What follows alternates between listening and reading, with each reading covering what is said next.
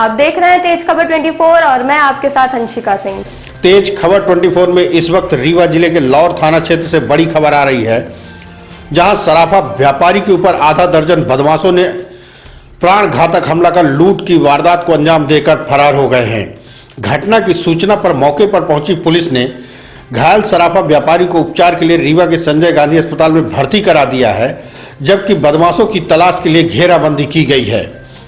इस वक्त की बड़ी खबर लौर थाना क्षेत्र से, जहां एक बार फिर सराफा व्यापारी के ऊपर प्राणघातक हमला कर आधा दर्जन की संख्या में बदमाश फरार हो गए हैं। घटना के संबंध में अब तक जो जानकारी निकलकर सामने आ रही उसके मुताबिक नंदलाल सोनी निवासी बैरहा कला, जिनकी देव तालाब में सराफा की दुकान है, आज शाम दुकान बंद कर रोजाना की तरह वह बाइक से घर जा रहे थे, तभी लौर ओवरब्रिज के नीचे 4 की संख्या में अज्ञात बदमाशों ने उन्हें रोक लिया और जब तक वह कुछ समझ पाते उसके पहले उनके ऊपर हमला कर दिया, जिसके बाद जेवरातों से भरा बैग लेकर आरोपी फरार हो गए हैं।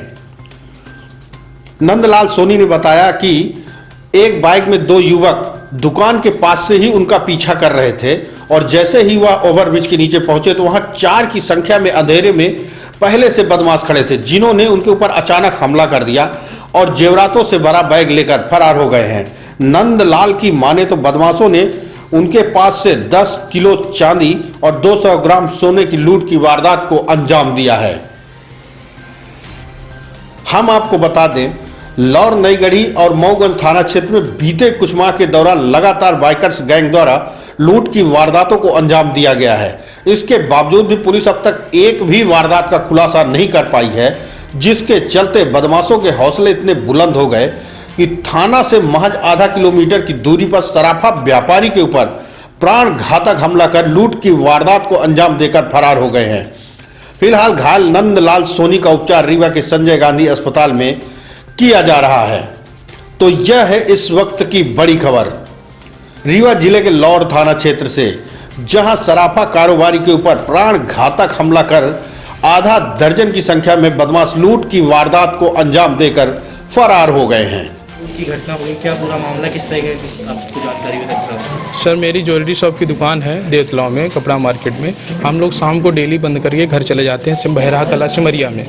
तो शाम को जैसे पिताजी आगे आगे जा रहे थे, मैं दुकान बंद कर रहा था, पीछे था। तो वो जैसे ही देवतलाव थाना लौर जो है, वहाँ से लगभग 2 से 2.5 किलोमीटर समथिंग एक ओवरब्रिज पड़ती है। उस ओवरब्रिज के पास जैसे गए तो वहाँ पे कई लोग, वहाँ पे 4-5 लोग पिताजी बता रहे थे वहाँ पे खड़े थे और पीछे से कोई बाइक वाला भी एक फॉलो कर रहा था, जिससे वहाँ पे जैसे ही वहाँ पहुँचते हैं तो वहाँ डंडा और जो भी रॉड वगैरह था वहाँ से मारा गया है। साथ में जो मेरे ज्वेलरी शॉप का जो भी सामान था सब वो झोला छुड़ा ले गए। उसके बाद भी बहुत मारा गया है सर। वहाँ पे कई आसपास के आने के बाद हमें इन्फॉर्म हुआ तो हम लोग पहुँचे हैं, फिर थाना गए, थाने के बाद हम अभी हॉस्पिटल आए हैं सर। लगभग 10 किलो के आसपास चांदी थी सर और 2.5 से 300 ग्राम के आसपास सोने का सामान था जी सर। तो कितने कीमत क्या होगी सर? अभी कीमत का वो जो रेट के हिसाब से वो चेंज होता रहता है सर। अभी अंदाज़ा है सर, क्या क्लियर नहीं होता दुकान में कब क्या कितना मिलता है सर, ये चीज़।